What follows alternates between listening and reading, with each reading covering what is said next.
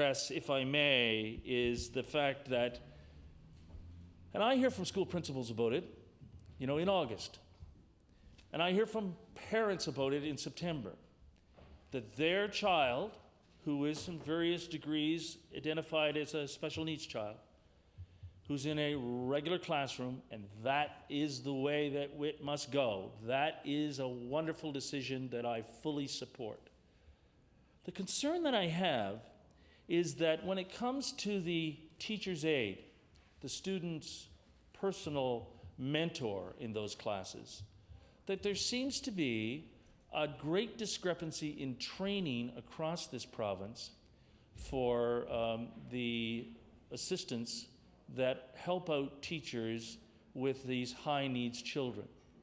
And I think that it would be something that the department should be considering very carefully, because in certain special needs situations, there are people who need real wonderful skills to be able to be a teacher's aide. I know the terminology changes from board to board and so on, but has the department looked at this issue? Is it a concern for you as a minister that there is a discrepancy in training for this particular very important position when you are a teacher's aide in a classroom that has some high needs children?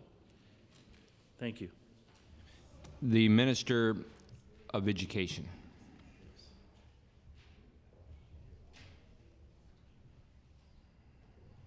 Minister.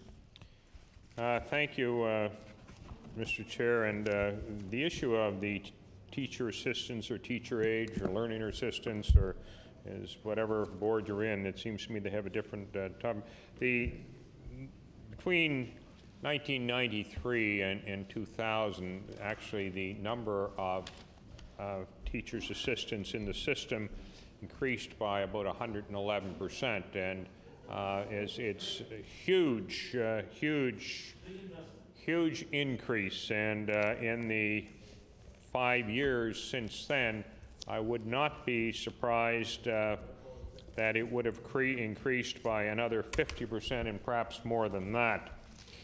In April 2002, all school boards were surveyed on the recruitment and training of teacher assistants. And generally, boards reported that teacher assistants they hired have the basic qualifications using the department's teacher assistant guidelines as a minimum standard. However, they also felt that teacher assistants may need additional training after being hired. And as a consequence of that, the school boards in the province now would have adopted a policy which will be in place in I believe it's this year, 2005, September 2005, and I stand to be corrected on that, that any person who is hired as a classroom assistant or a teacher's aide or whatever you may choose to call them will have to go through an approved training program. So I think really the time of bringing people in without some training is past. Thank you, Minister. The member from Timberley Prospect with a little over a minute, member. Thank you. Heaven knows where I'll get a chance to talk to you further on Monday with the people in my caucus and the time that they want. So I've saved this one. It's of real importance to me. It's something I know you're going to support me on, Mr. Minister. The new high school that's being built is a wonderful contribution to our community. It was great to have you that day. A huge concern in the community is, now wait for it, the athletic field is not a regulation football field. Now, Mr. Minister, I know that's a topic near and dear to my heart, and so do you. And I'm not saying it tongue-in-cheek.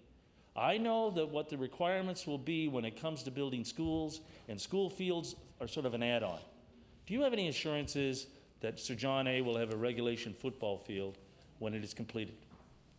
Minister, it's not necessary for you to answer that question today. Our time is up. At this time, we thank the member from the NDP caucus for his questions today, but recognize the member from the Liberal caucus, Halifax Clayton Park. You have the floor. Yes, thank you very much. I think we have about 10 minutes left today, so I have a few questions to continue on. I'd like to talk to you about the graduation rate for our grade 12 students, or really the attrition rate. How many are we losing that don't graduate is what I'm looking for.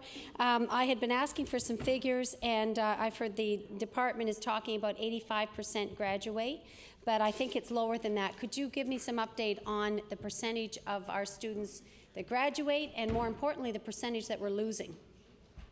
The member, thank you, member, for the question. Direct that to the Minister of Education. Mr. Chair, I'm just looking for that detail, and in light of the comments that I heard from member from Timberley Prospect, do I understand that estimates for education are going to continue into Monday? Because I was under the impression they were going to stop today. The member did not give me any indication. Okay, I don't know about fine. the Liberal caucus. I had my closing statement. Yes. That's the reason I asked. Okay, no, it's fine. Yeah, that was my initial understanding, but then somebody said it was ending today. So. Chair, please. But remember that the estimates are finished today at 1:14. You're now addressing the question of the member from Halifax Clayton Park.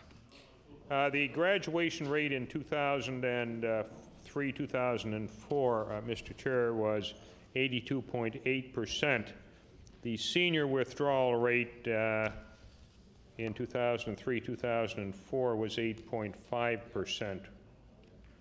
Now, I think the question that she was asking was, if you went back 13 years or 12 years and took the number of students who entered school and versus the number who graduated, and I know that that information used to be available. I assume that it still is, but I see one of my colleagues here looking through the.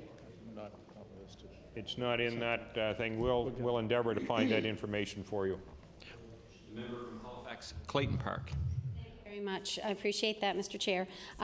Through you to the Minister, I had asked for some information from the library on that, and what I gathered from it was they look at grade 9 participation rates and then figure out how many were there in grade 9 and how many graduate, and that's where you figure the 82.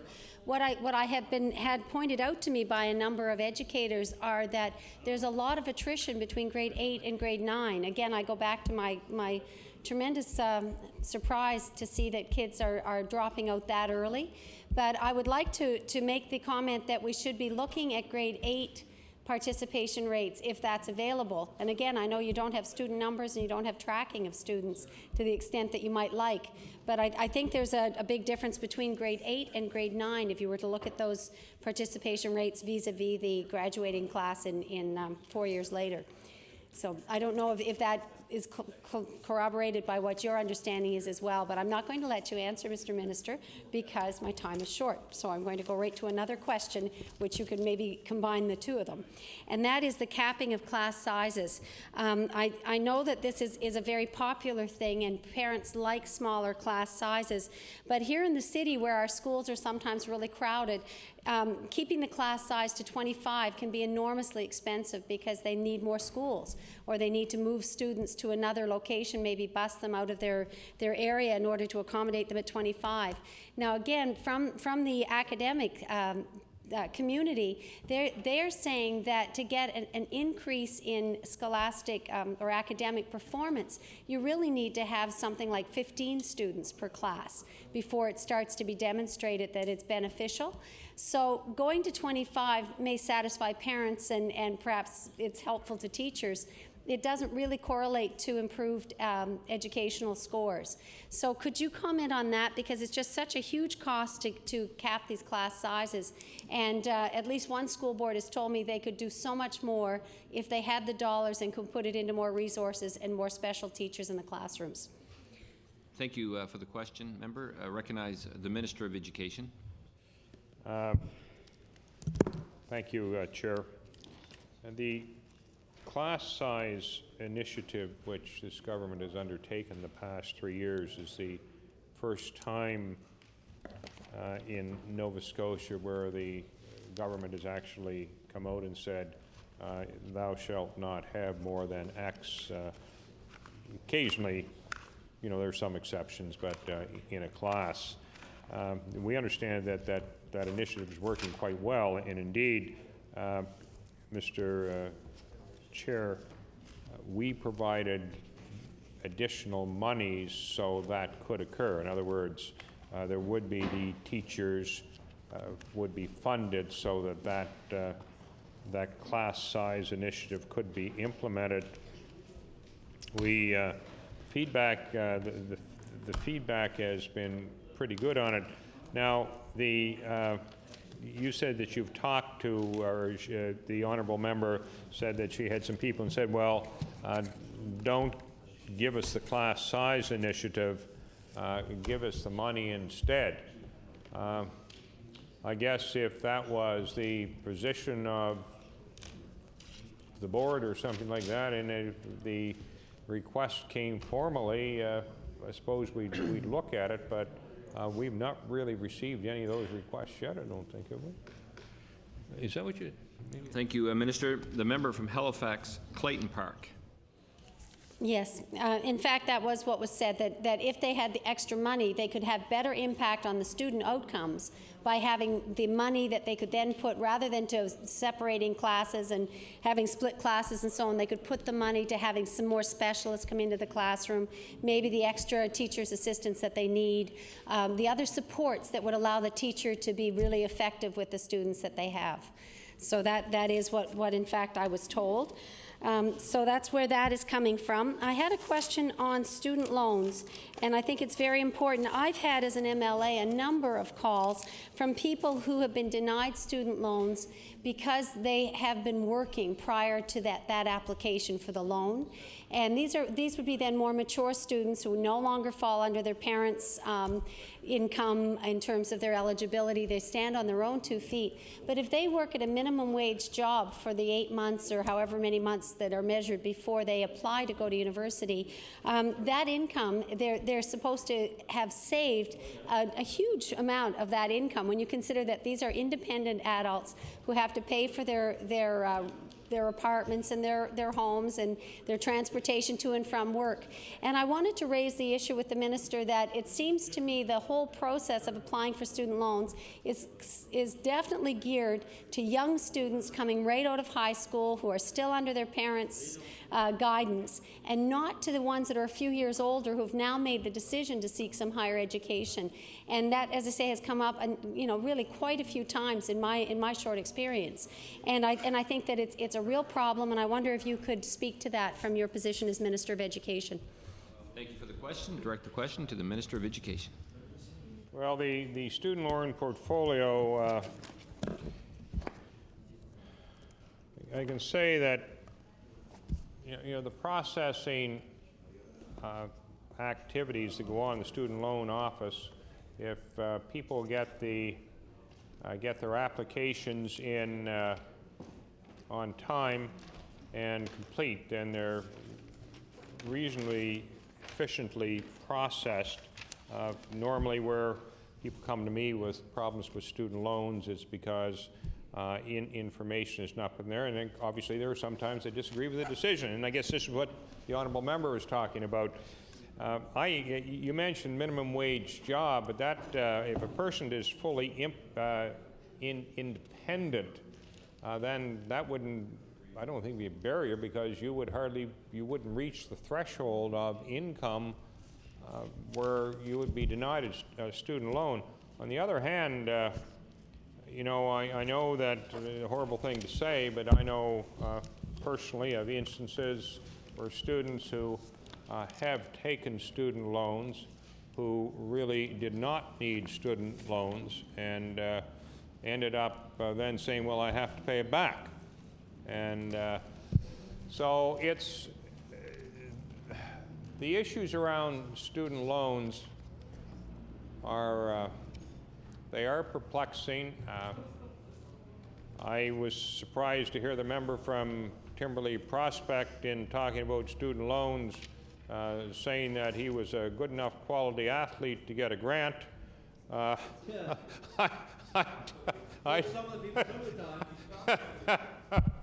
to get a grant in aid as a student athlete, but I think I'm going to have to check that one out. But really, you know, I understand what the honours member, but the issue of making Order, please. Order, Minister. Time has elapsed for the estimates this afternoon. At this time, I would like to recognize the government House Leader. Mr. Speaker, Mr. Chairman, I'm unsure as to whether or not we have completed the estimate, the time with the estimates. No.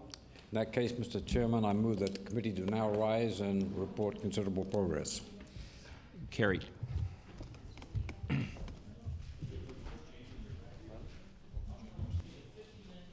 Ron, you want to wait till they're done? Are they finished? Thank you.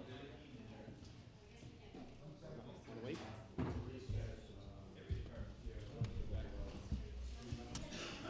Order, please. We'll house a recess for about 3 or 4 minutes till we wait for the report from the Red Chamber. Is agreed?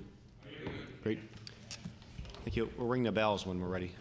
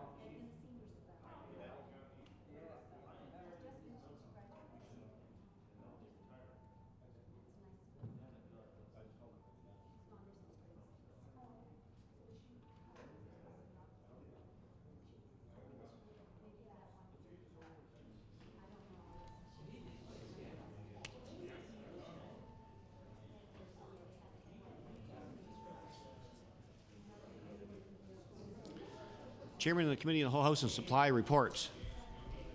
Committee has met, made progress, and begs leave to sit again. Is it agreed? Agreed. The Honourable Government House Leader. Yes, Mr. Chairman, I move the House to now adjourn to meet again on Monday at the hour of 12 noon, and the House will sit from 12 until 6. The order of business after daily routine will be Committee of the Whole House on Supply, and following that we'll have some second reading on public bills for second reading. In particular, Mr. Speaker, will be dealing with the Financial Measures Act. So have a good weekend. Motion is the House adjourned until 12 noon on Monday. Is it agreed? All those in favor say aye. Card to mind at nay. Motion is carried. The House is adjourned to 12 noon Monday.